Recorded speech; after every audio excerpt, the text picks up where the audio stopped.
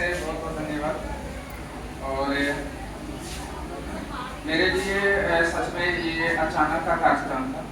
यहाँ का मुन्ना जी ने कंप्लीट एक सरप्राइज था, उसका मिले रखा था। नहीं वो ठीक है, बिल्कुल सही है, उसको छेड़छाड़ नहीं करना है। हाँ ठीक है, आवाज सही से जा रही है ना? किसी तरह का कोई इरिटेशन नहीं, मतलब ऐसा कोई मतलब आवाज फालतू नहीं लग रहा है ना? ठीक है। तो मेरे लिए एक बिल्कुल सरप्राइज वाला आज का कार्यक्रम था। हाँ मुझे इतना पता था कि इस संस्थान में भाई निश्चित रूप से शिक्षक दिवस के अवसर पे एक कार्यक्रम का आयोजन किया गया है और मेरी भी इच्छा थी कि आपके इस कार्यक्रम को हम देखने के लिए आए। लेकिन मैंने बड़ा सीधा सीधा और साफ साफ कहा था मेरे सबसे कि मैं आपके कार्यक्रम में आऊँगा, बीच में कभी भी जैसे आपका कार्यक्रम चल रहा है 12 बजे 1 बजे 2 बजे, जब भी मुझको ऐसा मतलब समय मिल जाएगा मैं आऊँगा। 10 मिनट आधा घंटा 1 घंटा जो भी समय मेरे पास होगा आप सभी के साथ बिताऊंगा। लेकिन जब यहाँ पे आए तो हमें पता चला कि ये कार्यक्रम पूरा का पूरा जो है तभी होगा जब मैं यहाँ पे आ जाऊँगा। मैंने इनसे कहा भी कि आप पहले जब वो बोले रहते तो सबसे पहले हम ही आ जाते हैं भाई, ताकि कार्यक्रम एकदम समय से शुरू कर दिया जाता। इन्होंने कहा कि सर आप समय से आए, तो बहुत बहुत धन्यवाद आप सभी लोगों का कि आप लोगों ने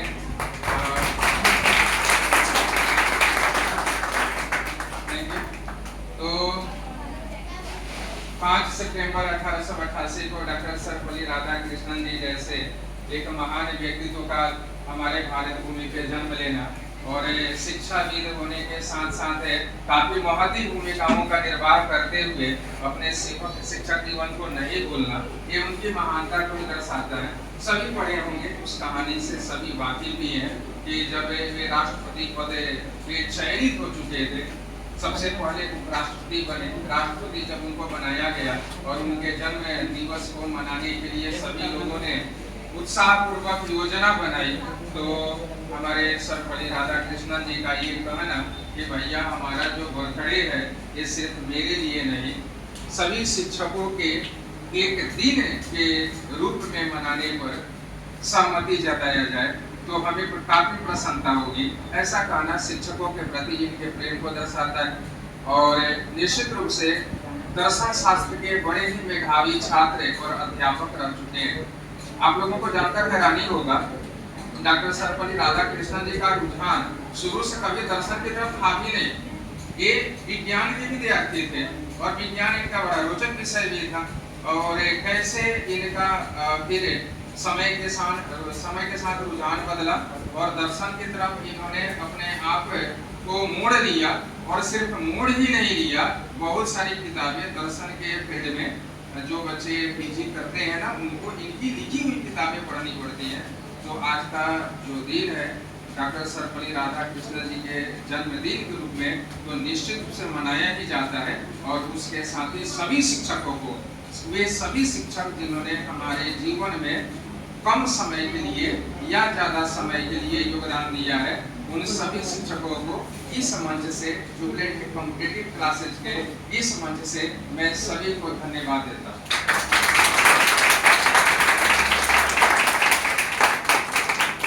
अब कुछ मौलिक सवालों के साथ मैं अपनी बात शुरू करता हूँ। कुछ मौलिक सवाल जैसे ये हो सकते हैं कि हम शिक्षक किसको समझते हैं, यानी शिक्षक का मतलब क्या, या शिक्षक हो जो हमें विद्यालय में मिले या हमारे कोचिंग क्लासेज में मिले। तो अगर ऐसा हम समझेंगे तो इसका मतलब यह होगा कि शिक्षक के दायरा को हमने काफी सीमित कर दिया।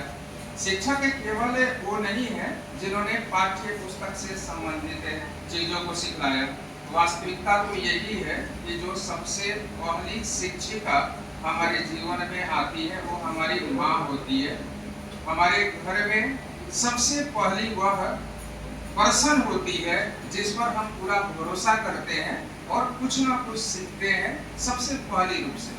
उसके बाद समाज में बहुत सारे लोग मिलते हैं, माँ और पिता के बाद समाज के कई लोगों से हमें बहुत सारी चीज सीखने को मिलती है। सीखने वाले तो चीटी से भी सीख लेते हैं। आपने वो कहानी क्या, वो तो हकीकत है, इतिहास में भी पढ़ा होगा कि किस बार भारत पर आक्रमण के अपने 17वें प्रयास को चीटी से सीख लिया गया था, है ना जी।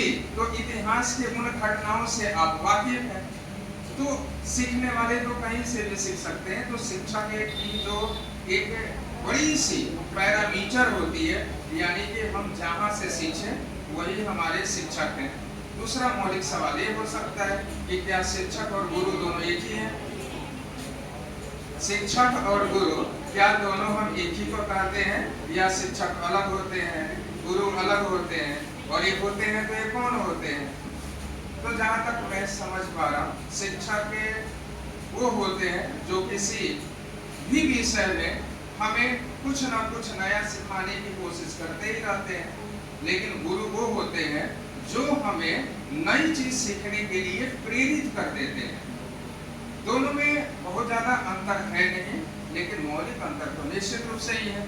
यानी अगर आपके मन में कोई सवाल है, उसका उत्तर आपको जिसने दिया वो आपका शिक्षक है, वो आपका कोच है, वो आपको कोचिंग करा रहा है।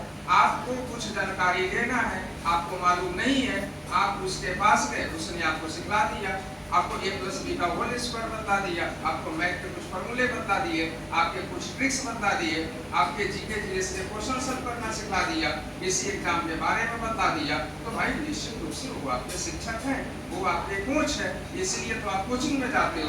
कोचिंग शब्द बना किससे है? जहाँ पे कोई एक कोच होता है। जैसे आप क्रिकेट में जानते ही होंगे, क्रिकेट के बॉलिंग के कोच अलग होते हैं, बैटिंग के कोच अलग होते हैं, उनकी कोचिंग अलग होती है, आपके कॉम्पिटिटिव एग्जामिनेशन की कोचिंग अलग होती है। लेकिन अगर कोई आपका शिक्षक सिर्फ आपके प्रश्नों का उत्तर ही नहीं दे, बल्कि आपके मन में नए प्रश्नों को जन्म भी दे दे, कोई ऐसा शिक्षक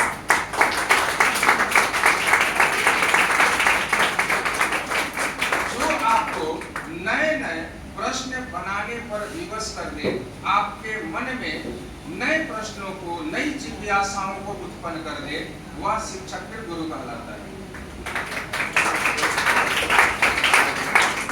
ये फर्क होता है दोनों में, ये मौलिक फर्क होता है। यानी आप जो सीखने आए थे, आप जो पूछने आए थे, उसका उत्तर आपको मिल गया।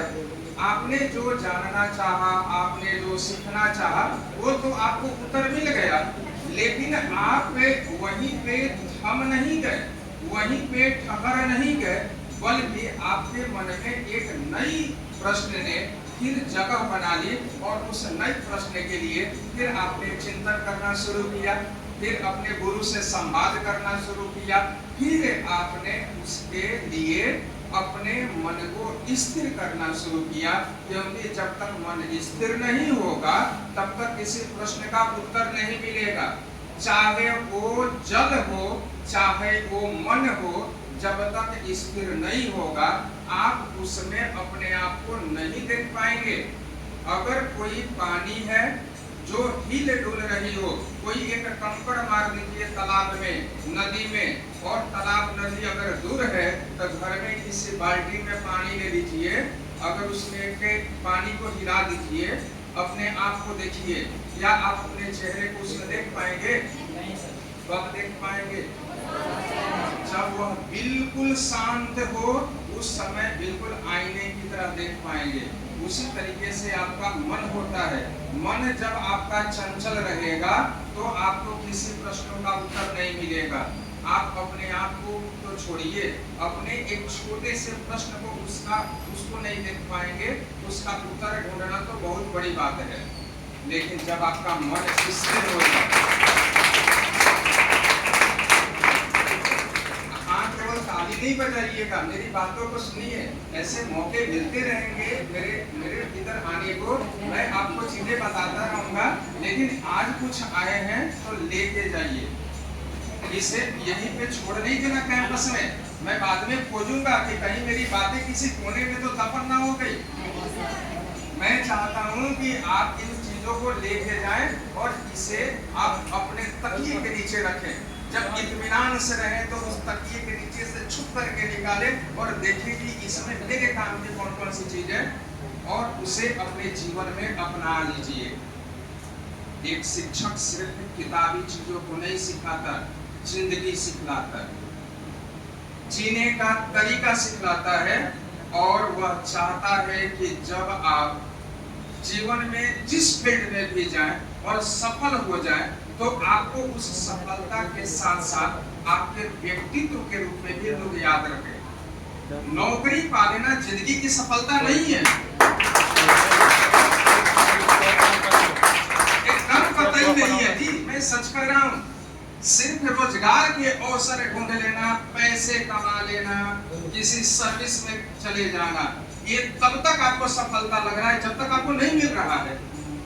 अगर आप में कोई नौकरी नहीं है, आप अभी पढ़ रहे हैं, तो हाँ आपको लग रहा होगा, आपको लग रहा होगा कि नहीं हमारे लिए जीवन की सफलता हमारी नौकरी है, लगना भी चाहिए, लगना भी चाहिए। नहीं लगेगा तो आप उसके चक्कर में नहीं पड़ेंगे। आपको नौकरी करनी चाहिए, आपको सर्विस करना चाहिए, आपको अच्छे पैसे कमाने चाहिए, आपको अच्छे जगह जाना चाहिए, लेकिन वह आपका एक रास्ता है, वह आपका लक्ष्य नहीं है, वह आपकी मंजिल नहीं है, वहीं पे आप रह नहीं सकते हैं। आपकी सफलता वास्तव में आपके व्यक्तित्व से तय होता है। आप कितना पैसा कमाते हैं, कौन सी नौकरी करते हैं, इससे कहीं ज्यादा ऊपर उठकर समाज में लोग आपके बारे में सोचते क्या है। कभी कभी मैंने देखा है कॉर्पोरेट फील्ड के ऑफिसों में जाने का मौका मिला है, किसी किसी कारण से वहां के क्लर्क या क्लर्क को छोड़िए, जो चपरासी जो प्यून है उनकी इज्जत ज्यादा होती है उनके एचआर मैनेजर से।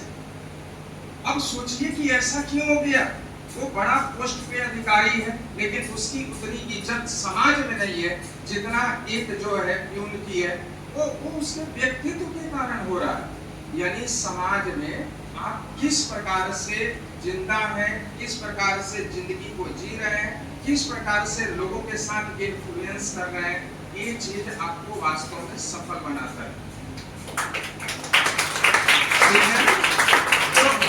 एक बार याद में मैं यहाँ पे आया था, मैंने एक सवाल भी पूछा था, आप लोगों से सफलता क्या है, मैंने बहुत बार पूछा था।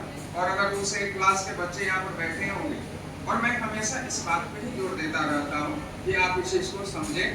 हमेशा आपको अपने व्यक्तित्व पर काम करना है, और जो भी अपने व्यक्तित्व पे काम करेगा वह निश्चित रूप से जीवन में सब कुछ पा लेगा। और आज के दिन आप सभी को बहुत सारी दुआओं, बहुत सारे आशीर्वादों के साथ खूब तरक्की करो, जीवन में जो चाहते हो वो पाओ, और जो चाहते हो वो पाओ केवल आशीर्वाद से नहीं होगा, ये आपका हक है। सच्चाई तो यही है, लड़ करके लेना पड़ेगा। कोई आपको भीख में, कोई आपको दया करके, और कोई आपको मुफ्त में आपकी सफलता भी नहीं देने वाला है। सफलता आपका हक है और इसे आपको लेना होगा और लड़ करके लेना होगा। आपको अपने किस्मत से लड़ना होगा, आपको दिन और रात से लड़ना होगा, आपको घर और परिवार से लड़ना होगा, आपको अपने खुद के व्यवहार से लड़ना होगा। इन सब से लड़ करके और अपने आप को बनाना होगा। आपको अपने लिए छेनी उठाना होगा, अपने लिए हथौड़ी उठाना होगा, अपने को पत्थर अगर आप है तो खुद को तराशना होगा, अपने ऊपर इन सभी अनुशासनों को लादना होगा। ये बात होती है वास्तव में आपके सफलता की लड़ाई। कोई किसी को भीख में आज तक नहीं दिया है, दे भी नहीं सकता है, और कोई किसी को दे भी दे तो आप रख नहीं सकते हैं। सबसे बड़ी बात तो ये, अगर किसी को यूं ही सफलता मिल जाए उसके पास टिकेगा नहीं, संभाल ही नहीं सकता। तो इसलिए आपको अगर अपने जीवन में सफल होना है तो आपको लड़ना होगा, और लड़ने का तरीका वही है, खुद से लड़ना।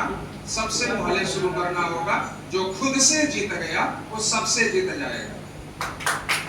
ठीक है, बहुत सारे आशीर्वाद के साथ और खूब तरक्की आप करें। जीवन में कभी अगर कुछ बाधाएं ऐसी आती हैं, ऐसी समस्याएं आती हैं जिसका समाधान आप नहीं कर पाओ, तो आप अपने बड़े लोगों से, अपने शिक्षकों से मिलो। कभी मेरी अगर जरूरत आपको पड़े, बेझिझक निसंकोच आप हमसे संपर्क कर सकते हैं। मैं हमेशा आपके साथ सदैव तैयार हूँ, शारीरिक रूप से, आर्थिक रूप से, मानसिक रूप से, तीनों रूपों से मैं सदैव आपकी मदद करने के लिए तत्पर हूँ। चाहे वो आर्थिक समस्या हो, चाहे वो सामाजिक समस्या हो, किसी भी तरीके से जब भी अगर ऐसा कोई दिक्कत हो जाए, आप निश्चित रूप से मैं सदैव तत्पर हूँ।